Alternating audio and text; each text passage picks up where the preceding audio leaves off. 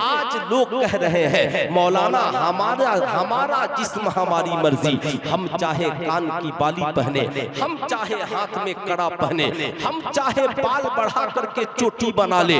आज नौजवान लड़कों का हाल ये है कि साहब दाढ़ी यहूदियों की तरह रखते हैं, दाढ़ी नसरानियों की तरह रखते हैं, हाथ में कड़ा सिखों की तरह पहनते हैं, जुल्फे बढ़ा लिया, बाल में चोटी लगा लिया।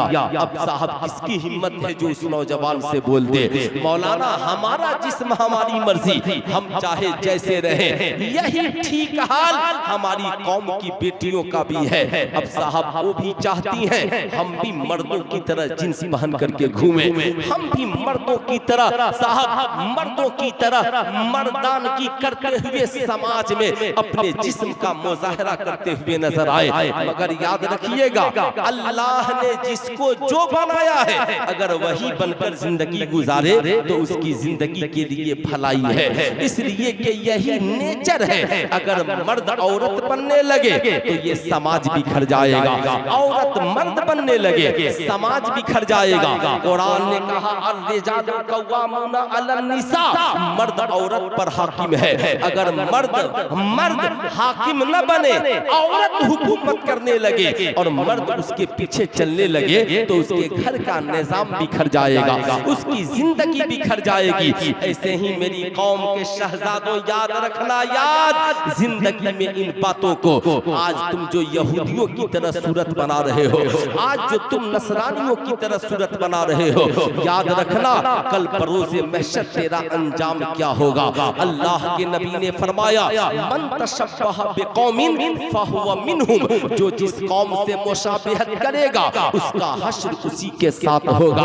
आप जरा थोड़ी देर अपने सीने पे हाथ रख करके सोचिए कि अगर आप जहां पर हैं, हर बाप चाहता है, एक बाप विदेश में है, घर का मालिक विदेश में है, एयर कंडीशन कमरे में है, दोस्तों को पार्टी के लिए बुलाता है, हर चीज का इंतजाम इंतजाम मौजूद है, खुशी की महफिल सजी है, हाथ में बेहतरीन पेप्सी कोको कोला है, मगर आंख में आंसुओं के कतरात आ गए। दोस्तों ने पूछा बता आज खुशी का दिन है, रो क्यों रहा है? कहता है जानते हो क्यों रो रहा हूँ? वजह यह है आज खुशी का दिन है, मगर काश मेरी इस खुशी की महफिल में मेरी माँ भी मेरे साथ होती, मेरा बाप भी मेरे साथ होता, मेरी बीवी भी मेरे साथ होती, मेरे बच्चे भी मेरे साथ होते, मेरे दोस्त अहबाब भी मेरे साथ होते, बड़ा लुत्फ आता, बड़ा मजा आता।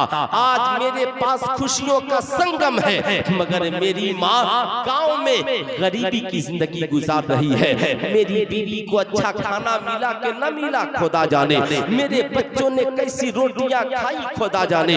आज हमारे पास सारी चीजें मौजूद है, मगर मैं विदेश में हूँ, आज मैं एयर कंडीशन कमरे में सोया हूँ, मेरे बीवी बच्चे गांव में देहात में गर्मी में परेशान होंगे। अब आप बीवी की गर्मी का एहसास करके, बच्चों की मुसीबत को एहसास करके, माँ बाप की मुसीबत का एहसास करके आपके आंखों में आंसुओं के कतरे आ जाते हैं। ठीक यही हाल आपका जन्नत में होगा। ऐसा होगा बाप जन्नत में है, माँ जहन्नम में है, शौहर जन्नत में है, बीवी जहन्नम में है, माँ बाप जन्नत में है, औलादे जहन्नम में है। अब बाप जन्नत में परेशान होगा, मैं तो जन्नत में पहुंच गया, मेरे बेटे का जहन्नम में क्या हाल हो रहा होगा। शौहर ये सोचकर परेशान होगा, मैं तो जन्नत में मजा ले रहा हूँ, जन्नत में कोई न तकलीफ है, न कोई टेंशन है, न कोई परेशानी है, आराम ही आराम है, मगर मेरा बेटा जहन्नम की आग में जल रहा होगा, मेरी बेटी जहन्नम की आग में जल रही होगी। अब वो जन्नती परेशान होगा। इसलिए सुल्तान रज़ा कहना चाहेगा, क्या कोई बाप चाहेगा कि वो जन्नत में जाए और उसकी औलादे जहन्नम में चली जाए? क्या कोई भाई चाहेगा वो जन्नत में जाए, उसकी बहन जहन्नम में चली जाए? क्या कोई शौहर चाहेगा कि वो जन्नत में जाए, उसकी बीवी जहन्नम में चली जाए?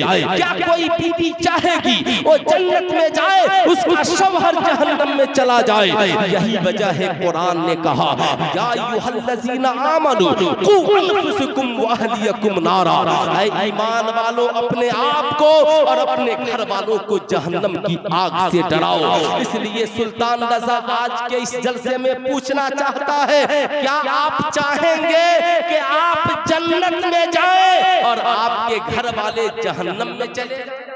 अरे बोलिए, कोई चाहेगा? हाथ उठाकर बताइए, कोई चाहेगा? पूरा मजमा हाथ उठाकर बताइए, कोई चाहेगा? कोई नहीं चाहेगा। फिर जब आप चाहते नहीं हैं तो बेटियों को नेक कौन बनाएगा? अगर आप चाहते नहीं हैं तो बेटों को नेक कौन बनाएगा? अगर आप चाहते नहीं हैं तो माँ बाप को नेक कौन बनाएगा? अगर आप चाहते नहीं हैं तो बीवी बच्चों को नेक कौन बनाएगा? अगर आप चाहते नहीं हैं तो इन बहनों को नेक कौन बनाएगा? इसलिए आज के इस जलसे से पहला पैगाम लेकर जाइए, अपनी बेटियों से कहिए, ए मेरी कौम की शहजादियों, सैयदा खातून जन्नत तुम्हारे लिए आइडियल है। उनके किरदार को अपनाना, उनके कैरेक्टर को अपनाना। आपने देखा होगा मजार पर मर्द कम और औरतें ज्यादा जाती है, जबकि आला हजरत अजीमुल बरकत ने लिखा मजार शरीफ पर औरतों का जाना हराम है। लेकिन मैं इन औरतों से पूछना चाहता हूँ, और से बताना इस्लाम की बेटियों, तुमने मजार पर चादरें चढ़ाना बहुत सीख लिया है। शौहर को कहती हो हमने फला मजार पर चादर चढ़ाने की मिन्नत मान ली है, वो भी ये मुसलमान ढोल ताशे और बाजे के साथ मजार पर जाता है। अफसोस है जब मैं देखता हूँ तो हैरत में पड़ता हूँ, वली की बारगाह में गुनाह करते हुए, वली की बारगाह में ढोल बजाते हुए, वली की बारगाह में बाजा बजाते हुए। मैं पूछना चाहता हूँ, क्या अल्लाह के वलियों ने वलियों को नाच पसंद है? क्या अल्लाह के वलियों को बाजा पसंद है? क्या अल्लाह के वलियों को ये ढोल और तुरंपट पसंद है? तो तुम जहाँ जाते हो, जब किसी दोस्त के यहाँ जाते हो तो सोचते हो मिठाई उसके पसंद की हो, खाना उसके पसंद का हो, कपड़ा उसके पसंद का हो। फिर वली की बारगाह में जाते हो तो ढोल बाजा लेकर क्यों जाते हो? वलियों की बारगाह में जाओ, गुनाहों से तौबा करके जाओ। शराबी हो शराब से तौबा करो, जानी हो जना से तौबा करो, जुआरी हो जुआ से तौबा करो, बेहयाई के मुर्तकिब हो बेहयाई से तौबा करो।